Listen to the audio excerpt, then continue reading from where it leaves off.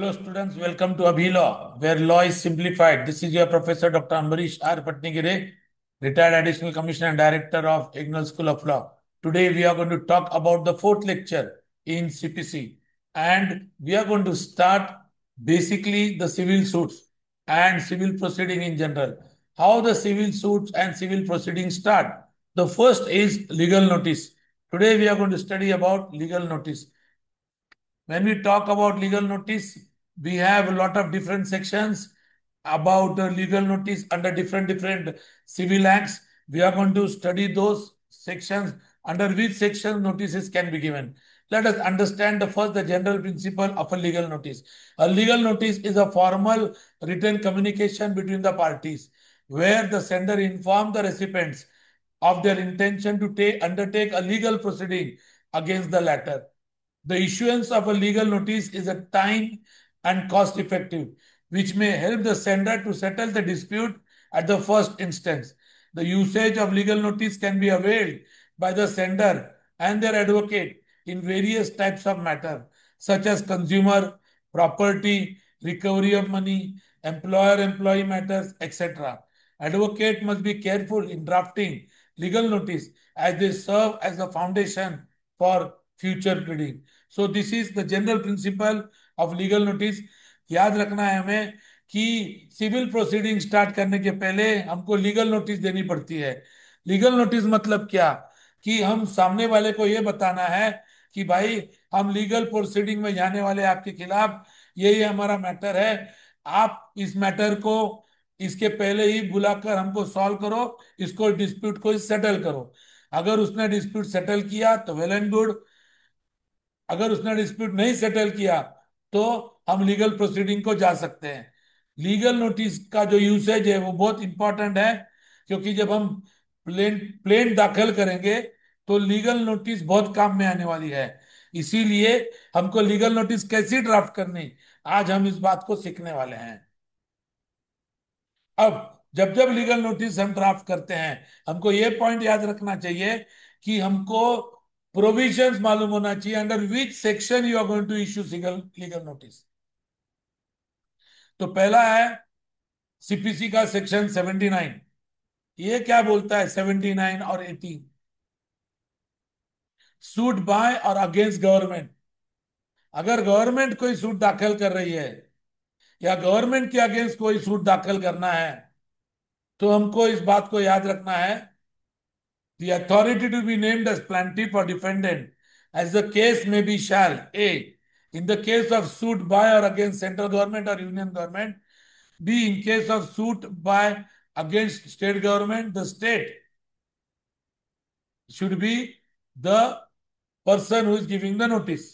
Section 80 of the Code of Civil Procedure 1908.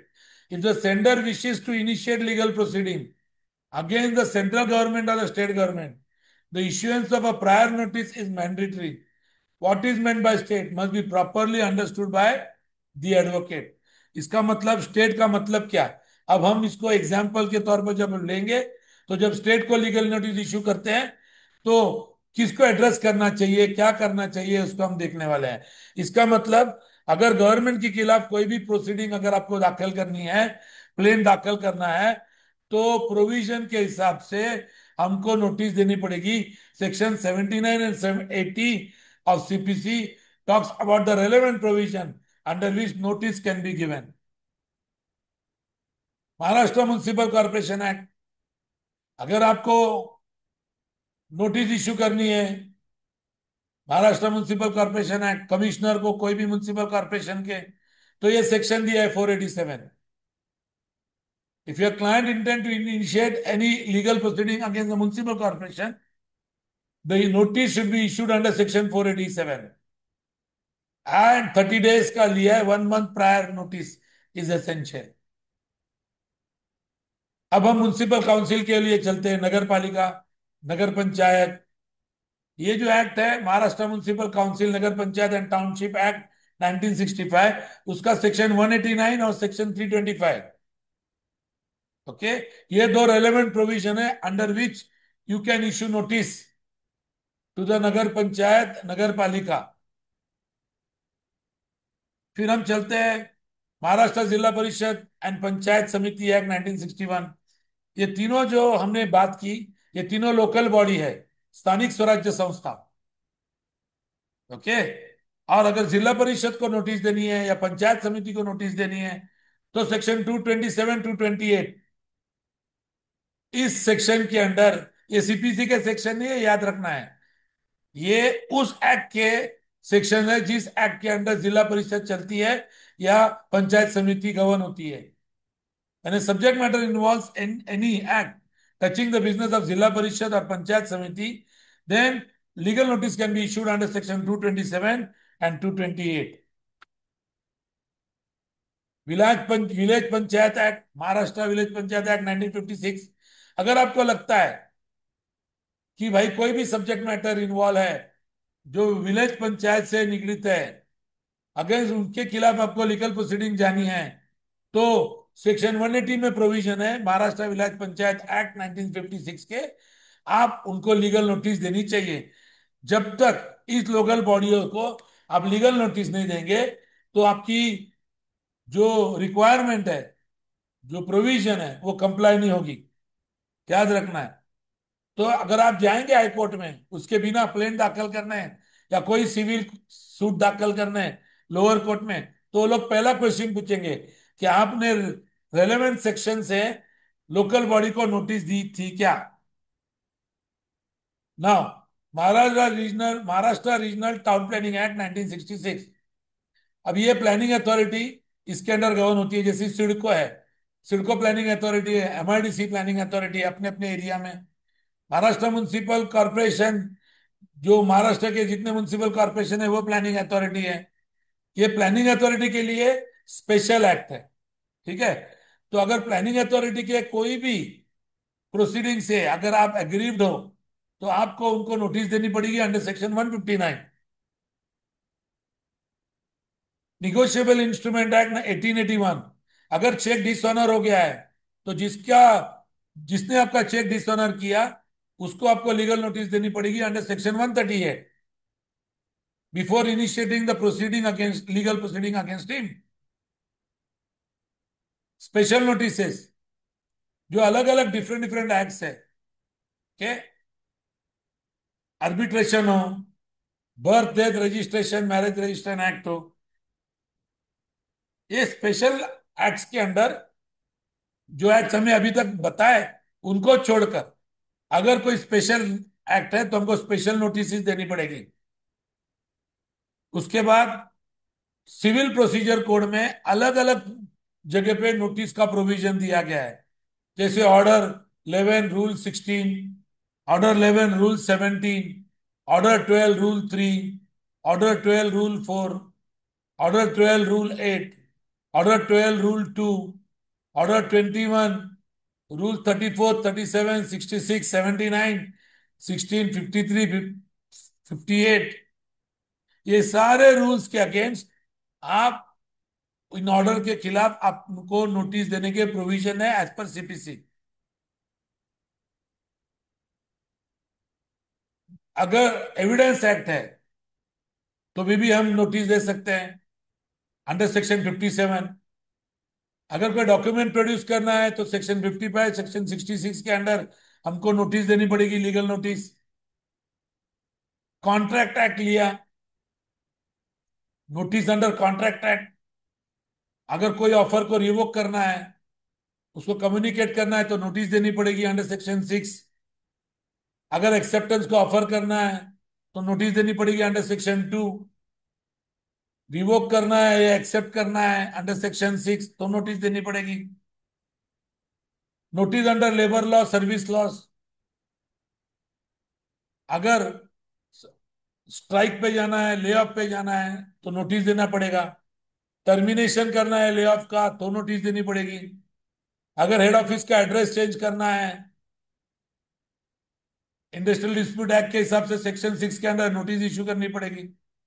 बहुत से अलग अलग नोटिस लेबर लॉ के अंडर भी आते हैं। Notice under Maharashtra rent control act, notice of repair by tenant to the landlord section 14 में नोटिस, नोटिस रिगार्डिंग फॉर्मेशन और termination of sub tenancy to the landlord, section 25. Notice of eviction by landlord to tenants on various ground under the Act, section 16 to 19. Notice by a purchaser of property to the tenant. Notice to quit by the tenant to the landlord. फिर partnership act है 1932 का. Notice under section 63 of Partnership Act. Notice if the constitution is going to change of the partnership. Notice of dissolution of partnership firm. अगर कोई partner को निकालना है firm में से तो सेक्शन 43, 32, 33 के अंदर नोटिस देनी पड़ेगी under partnership act 1932. Notice of dissolution of a registered partnership under section 43. उसके बाद स्पेशल मैरिज एक्ट की नोटिस है 1954. अगर इंटेंशन है मैरिज का तो नोटिस देनी पड़ेगी. टेंडर इश्यू करना है तो नोटिस देनी पड़ेगी. प्रेस नोटिस होती है. Notice for tender. Transfer of property act 1882. अगर कुछ डिटर्मिनेशन ऑफ लीज करना है तो नोटिस इश्यू करनी पड़ेगी under section 106. Notice of payment of rent to the new landlord और to the new purchaser. The notice by purchaser or landlord to the tenant under section 131 of Transfer of Property Act. Notice under Specific Relief Act 1963. अगर आपको कोई specific relief चाहिए, कोई specific performance claim करना है, notice through newspaper for title clearance. Constructive notice. Registration as notice in rail. Transfer for value in goods, good faith and without notice. Cooperative Society Act 1960. Notice necessary in the suits.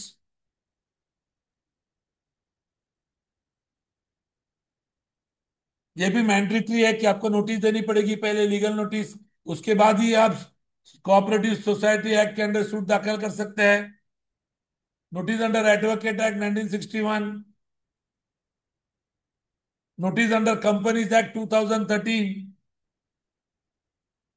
There are different type of 57 notices and nearly 155 formats as per Company Act is concerned of notices. तो मैंने आपको क्या बताया, बहुत से civil laws बताए जिसके और उसके सेक्शन बताए जिस सेक्शन के अंडर आपको नोटिस जारी करना जरूरी है. अगर नोटिस आपकी नोटिस नहीं दी गई तो आपका प्लेंट वीक हो सकता है. हो सकता है कि कोर्ट आपको बोले कि पहले नोटिस सर्व करो बाद में हमारे पास आओ. नोटिस का जनरल प्रिंसिपल क्या है कि कोई भी मैटर को सूट के पहले रिजॉल्व करना है डिस्प्यूट को तो नोटिस दो. आप क्या क्लेम आपका है वो आपको आपके ओपोनेंट को बताओ. Let's understand the basic principle of notice now. In short, following things are required to be inserted in notice. मतलब नोटिस के अंदर क्या क्या होना चाहिए.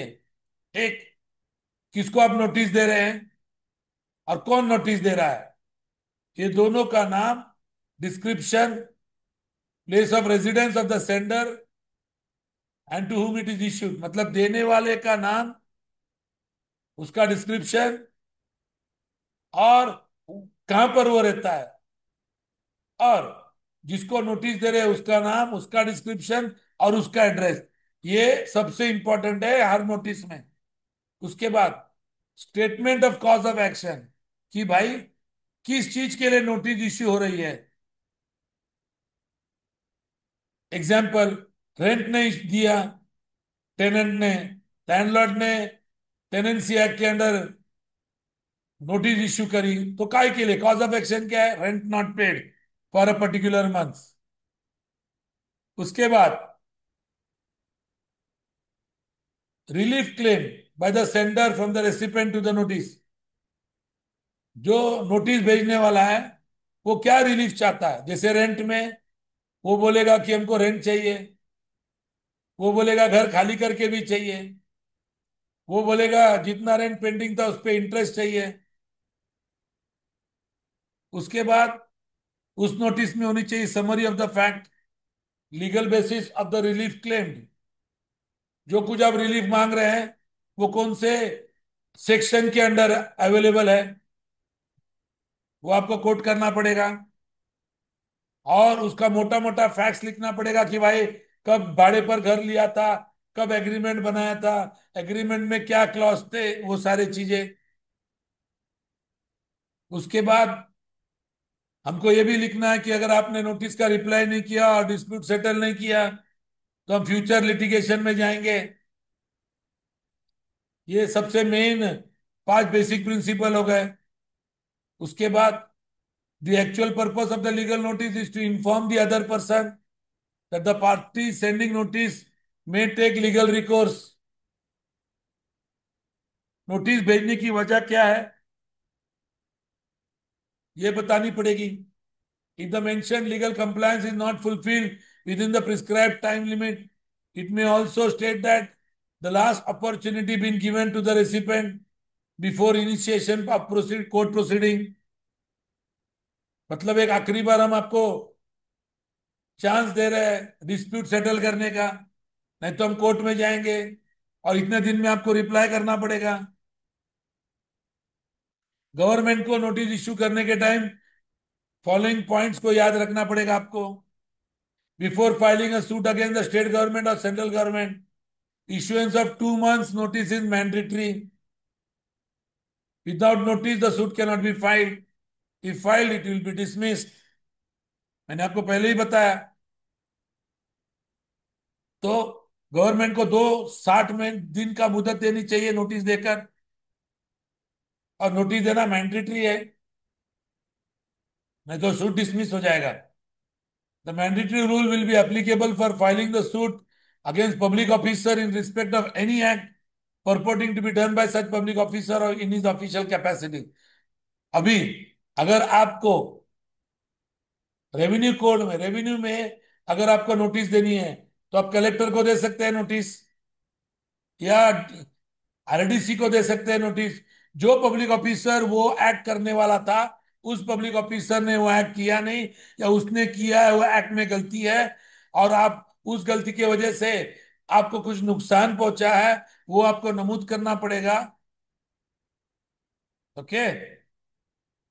और मैंडेटरी है नोटिस, ये याद रखना है।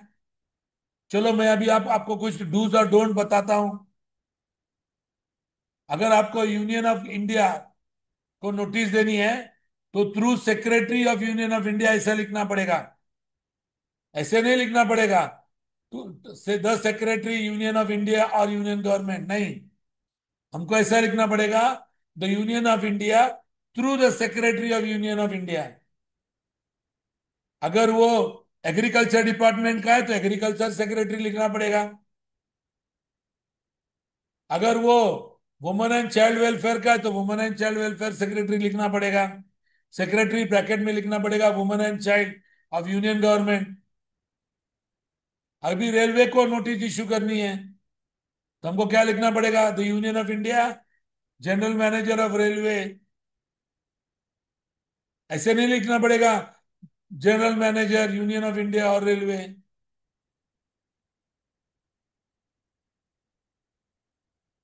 स्टेट गवर्नमेंट को नोटिस इश्यू करनी है तो कैसे लिखने का the state of Maharashtra through the secretary of the state और through the collector of district. ऐसे कभी नहीं लिखना the secretary the state of Maharashtra collector the concern district, नहीं। तो मैंने आपको बताया एड्रेस कैसे करना स्पेशली गवर्नमेंट को। अब हम आगे चलते हैं। हम बेसिक प्रिंसिपल्स को पढ़ रहे हैं नोटिस के। The notice must be addressed as above, then the details of contention must be included in the notice. In the last part of the notice against the government, semi-government body, the following detail must be given regarding to the proposed plan। उसके बाद suit में parties कौन कौन होंगे, name address of plaintiff और defendant कौन होगा, cause of action क्या होगी सूट की वो बताना पड़ेगा नोटिस में। Relief to be claimed in the notice, क्या आप रिलीफ चाहते हैं। अब living above all the mandatory details before filing a suit. against the central or state government as per section 80 of CPC, subsection 1, subsection 3, clause A, clause B. If a notice is not possible due to any urgent or immediate relief to be claimed against the union or state government, then as per section 80, subsection 2, an independent application must be filed for the grant of the leave of court for filing an urgent suit against the government without serving the notice, as required under section 80, subsection 1. And only after the leave given by the court, the suit can be filed. देखिए, हमने बताया 60 days की mandatory notice है state government central government को, लेकिन अगर हम किसी अर्जेंसी के वजह से इमीडिएट रिलीफ चाहिए, इसके वजह से हम 60 दिन रुक नहीं सकते नोटिस इश्यू करके, तो हमको एन एप्लीकेशन डालना पड़ेगा to grant the leave of the court for filing the urgent suit. और पहले उस एप्लीकेशन को डिसाइड करके लेना पड़ेगा, उसके बाद ही सूट फाइल हो सकता है। Notice in litigation of statutory body, अभी हमने बताया स्टेट गवर्नमेंट सेंट्रल गवर्नमेंट, अब स्टैट्यूटरी बॉडी लोकल बॉडीज, उसके बारे में चलते हैं हम। ओके, नासिक म्युनिसिपल कॉर्पोरेशन को नोटिस देनी है कमिश्नर को, तो कैसे लिखेंगे? To the Nashik municipal corporation through commissioner.